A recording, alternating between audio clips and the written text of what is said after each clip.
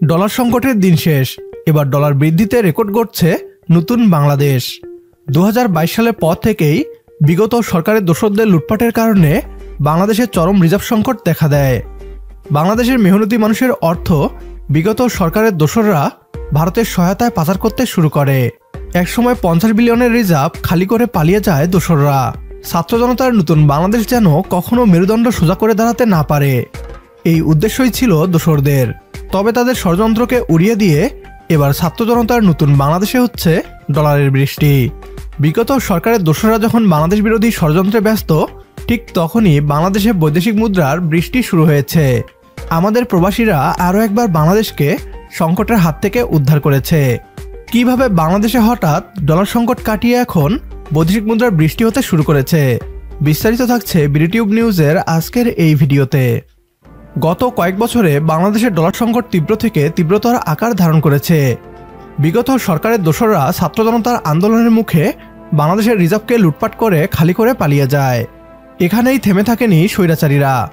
বাংলাদেশের বৈদেশিক মুদ্রার অন্যতম উৎস পোশাক শিল্পকে নিয়ে একের পর এক ষড়যন্ত্র করে যাচ্ছে।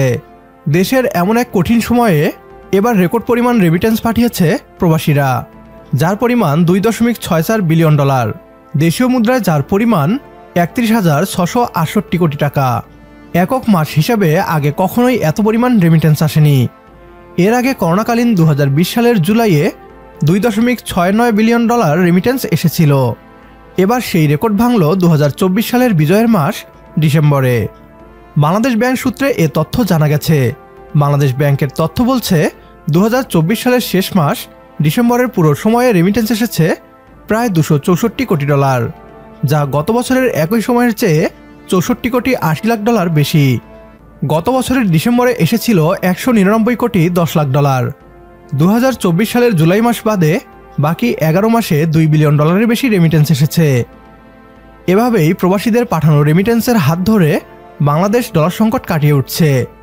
বাংলাদেশ যখনই আর্থিক সংকটে থাকে, ঠিক তখনই আমাদের প্রবাসীরা বুক চিতিয়ে দাঁড়িয়ে যায়। অথচ আমাদের এই দেশের বিমানবন্দরগুলোতে প্রবাসীদের পড়তে হয় নানা বিড়ম্বনায়।